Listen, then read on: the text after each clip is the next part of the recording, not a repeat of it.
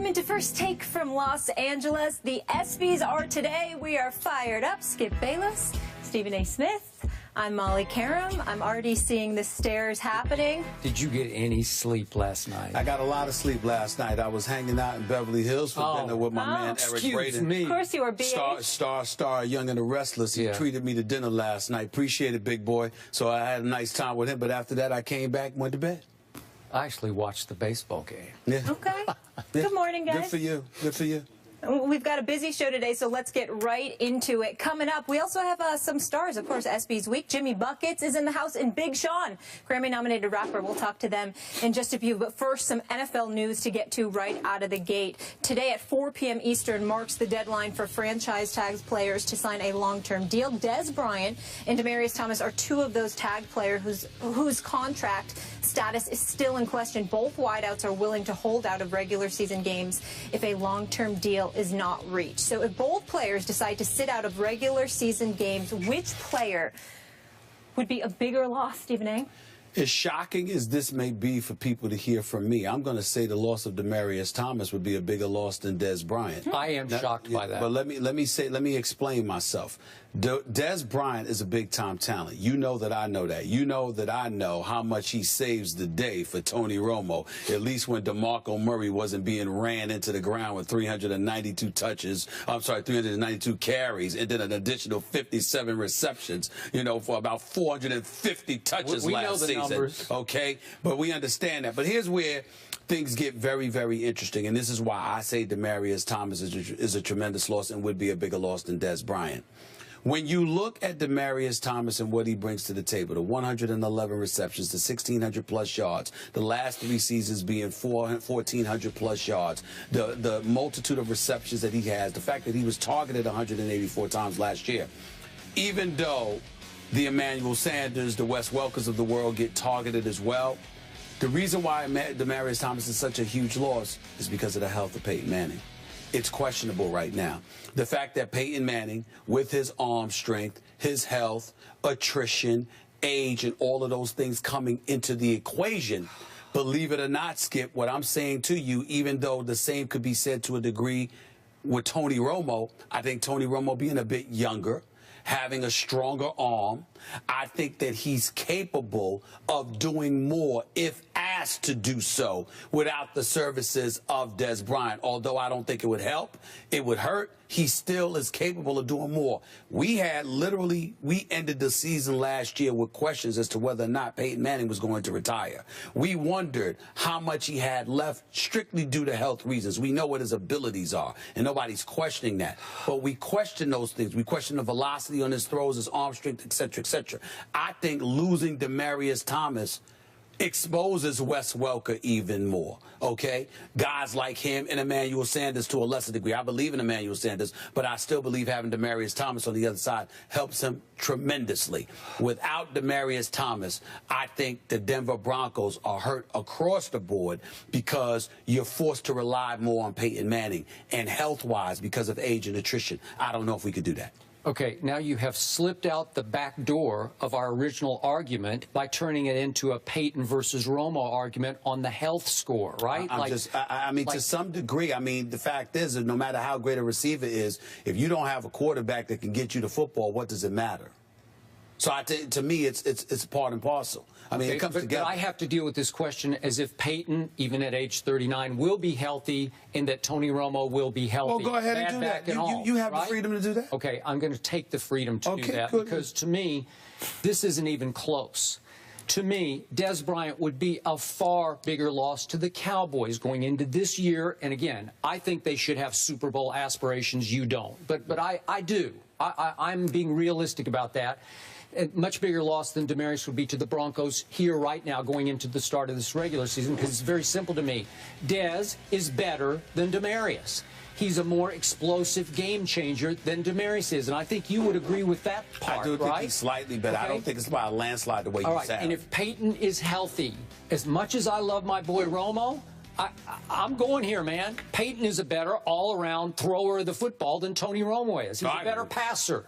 He's a better general. He's a better field master than Tony Romo is. So I'm going to trust a Peyton who, by the way, has a #2 receiver, guy we've had on the show a number of times, Emmanuel Sanders, who made the Pro Bowl last year. 1,400 yards. Yeah. His numbers are beyond Dez, even though Dez is obviously better than Emmanuel is. But when you catch 101 for 1,404 and you make the Pro Bowl, and that's your #2 option, I'm going on Peyton's side on this one because my #2 wide receiver, I know there's a Jason Witten and I know there's a Cole Beasley, and I love them both. But if we're talking wide receiver options, Terrence Williams is not Emmanuel Sanders. Would you agree with that? I agree with that. Terrence Williams had about a third of what Emmanuel did in yards, I mean in overall catches, and about half the yards. Well, so wouldn't you think that's big advantage to Peyton Manning to be able to throw to Emmanuel Sanders versus Terrence Williams,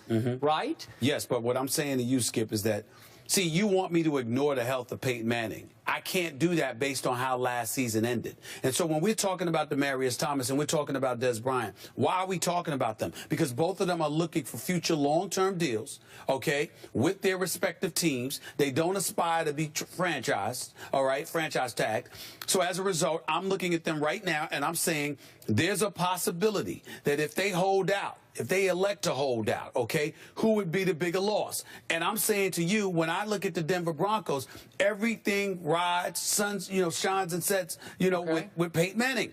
Peyton Manning threw the ball almost 600 times last year. Tony Romo didn't even throw it 450 times last year. So when you give me those numbers, I'm saying to you, in terms of volume, of course Emmanuel Sanders may have better numbers than others. Of course Demaryius Thomas may have better numbers because Peyton Manning is throwing the football significantly more than Tony Romo had to because of DeMarco Murray's presence. But in the end, I'm looking at a guy like Demaryius Thomas, and I'm telling you, he has the abilities that he has. But more importantly, without him, you're asking Peyton Manning to potentially do more because we've seen Wes Welker's game. We've seen Julius Thomas and how sporadic he can get. We like Emmanuel Sanders, but Pittsburgh didn't really mind letting him go because they had Antonio Brown. So in other words, even though he's gifted, there may be perceived limitations to his game. We know there's limitations to Wes Welker's game. Julius Thomas needs to step up and be more consistent. Without Demaryius, he's gone. Yeah, he's gone. I'm sorry, I forgot about that. You're right. But what I'm saying to you is that considering all of that, I'm looking at Peyton Manning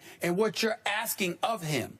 And I'm saying, look, I don't know how much you can pull that off without Demaryius Thomas. As great as Peyton Manning is, there were questions as to whether or not this brother would consider retiring. Okay.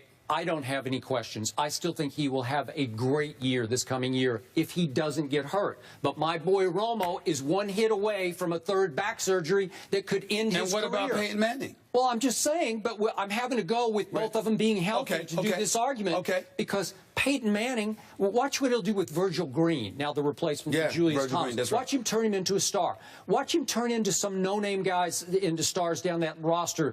Some Jacob Tammey, he's not there anymore, but Blair White back in the Indy days. He always finds some guy that we've never heard of and turns him into a shockingly effective NFL receiver.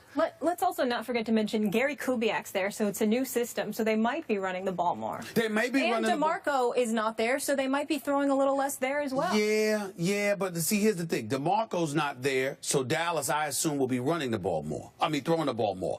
You've got a situation where Gary Kubiak's there. He's going to be running the ball more. I think the Dallas Cowboys will be throwing the football more. And I'm thinking about it. Listen, you talk about Terrence Williams, you talk about Cole Beasley, you talk about cats like this. Clearly, Dez Bryant seems to be more important to the Dallas Cowboys. But I think you're going to see Denver in a mode where they possibly are trying to protect Peyton Manning, which brings questions in my mind about Peyton Manning, which affects, to me, questions you wouldn't have as much if Demaryius Thomas is there. 2 more points.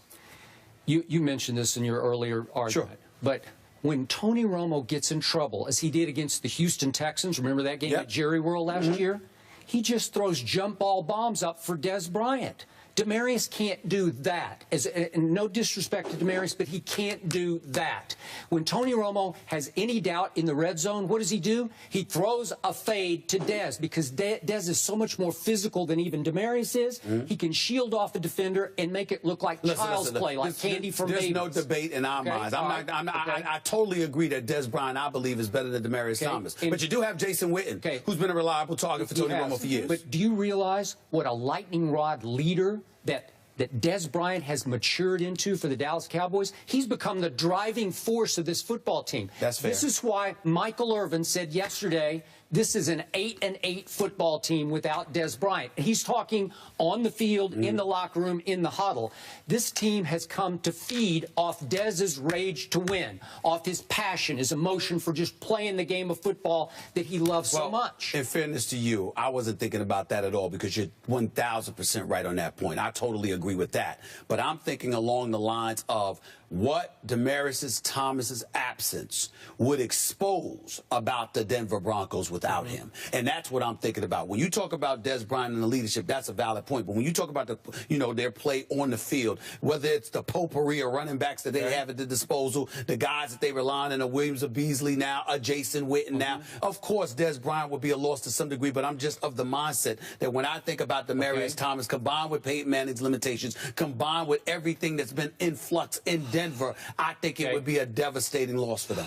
Now back to Molly's point. Do you realize over the second half of last year, as Peyton did get beat up, that turned into a running football team and a really good running team that had a running game that I thought was equal to the Dallas Cowboys offensive line running game, with DeMarco leading the league, because they found a C.J. Anderson, thank you God, who turned into a near star for them. He can ball. And speaking of ball, Monte Ball was hurt and it will be healthy and wants to win his job back. And there's a Juwan Thompson and there's a Ronnie Hillman. They are loaded at the running back position, and I still like what I got left at running back for my Dallas Cowboys, but I don't have DeMarco Murray. I don't believe that the Denver Broncos will consistently go about the business of running the football. Molly, you're right. I know that that's Gary Kubiak's intent. And listen, and Gary Kubiak has something to prove to me, because quite frankly, I didn't think he did that great of a job in Houston. Let's just call it what it is. Even though he did do a good job as a coordinator in Baltimore. He did a good job in Baltimore. He deserves a lot of credit, but he's a head coach again.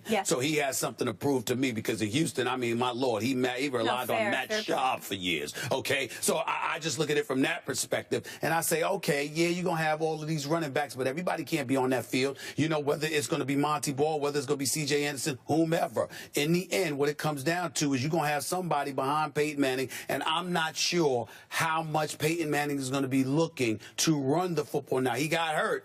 You know, that game against St. Louis, you know, he got popped silly pretty good, and he was never the same after that. Hopefully he'll recover. If that happens, I can't see them just handing the ball off to brothers and not letting Peyton Manning fling it, especially with Wes Welker and those boys back there and Emmanuel Sanders. I'm just of the mindset, you don't have Demaryius Thomas, it's going to expose the rest of those brothers. That's my thing. But you have a point about Dez Bryant that I didn't realize, I didn't think about, rather. Okay, what's your bottom line on this? By 4 o'clock today, either or both get done?